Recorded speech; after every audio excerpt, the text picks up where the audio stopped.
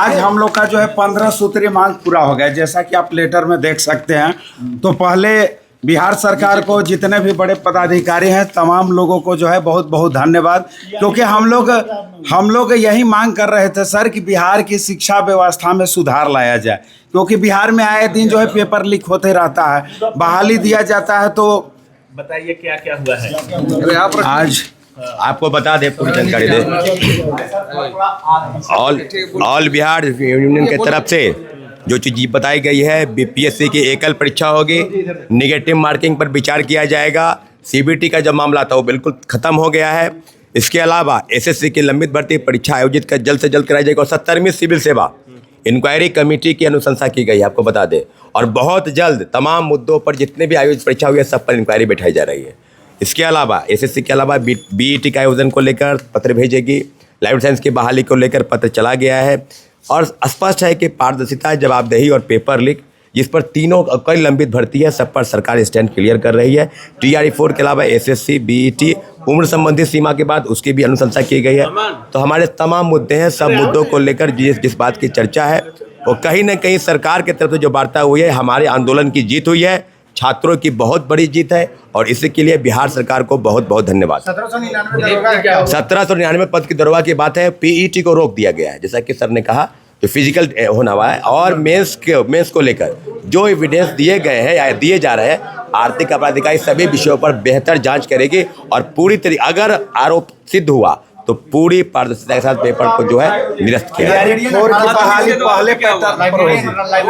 18 साल के बहाली बहुत जल्द निकाली जाएगी। सबसे बड़ी बात है सीडीपी हटा आंसर नोट दिए हैं, आंसर नोट दिया, आंसर टूट गया है। सर ने, डीएम सर और सचिव सर, तमाम लोगों ने रिक्वेस्ट किया कि प्लीज़ आपका हेल्थ ख़राब हो रहा है और बाकी बात तमाम चीज़ें लिखित रूप में हम लोग को मिला है। तो आपकी 15 सूत्री मांगों को टोटल माना गया है। 15 सूत्री मांग में हमने किसी मांग पे समझौता नहीं किया है और हमने कहा है कि सर कि हमें लिखित चाहिए, इसीलिए इतनी बड़ी लंबा वार्ता रहा। तो उन्होंने लिखित रूप से पूरा गजट तैयार करके हमें दिया है। 70वीं बीपीएससी जांच 70वीं बीपीएससी जांच होगी और जांच ही नहीं होगी बल्कि उन्होंने कहा कि जो कमेटी बन रही है उस कमेटी, पहले वो कमेटी हमसे सुझाव लेगी कि क्या क्या गलतियां हैं, वो हम उनको रिकमेंडेट करेंगे और उसके बाद साक्ष्य देंगे। उसके बाद जांच होगी और मनु भाई परमार को भी हो सकता है कि इसके बाद कार्रवाई करेंगे उनके कार्यकाल पर। हाँ, कार्रवाई पे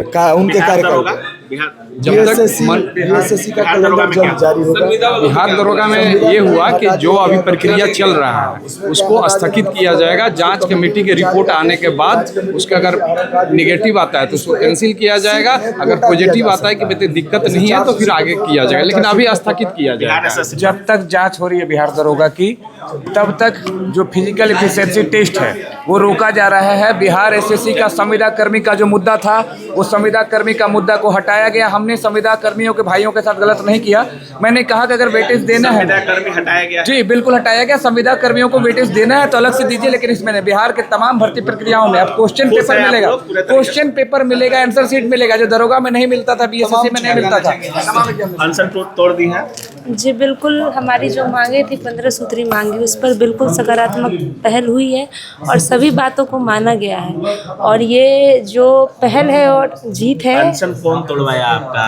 हमारा डीएम सर ने, एसपी सर ने और तमाम पदाधिकारियों ने हम दोनों का अनशन तुड़वाया है। और एक और बात कहना चाहूँगी, कल कहा था हमने कि रक्षाबंधन का त्यौहार का गिफ्ट मुझे मिलना चाहिए था और बहुत बहुत शुक्रिया, हमारी मेहनत रंग लाई। और इस बिहार के मुखिया माननीय सम्राट चौधरी जी, इस डीएम सर, सभी को धन्यवाद कि उन्होंने हमारी बातों को समझा, स्टूडेंट्स को। बिहार दरोगा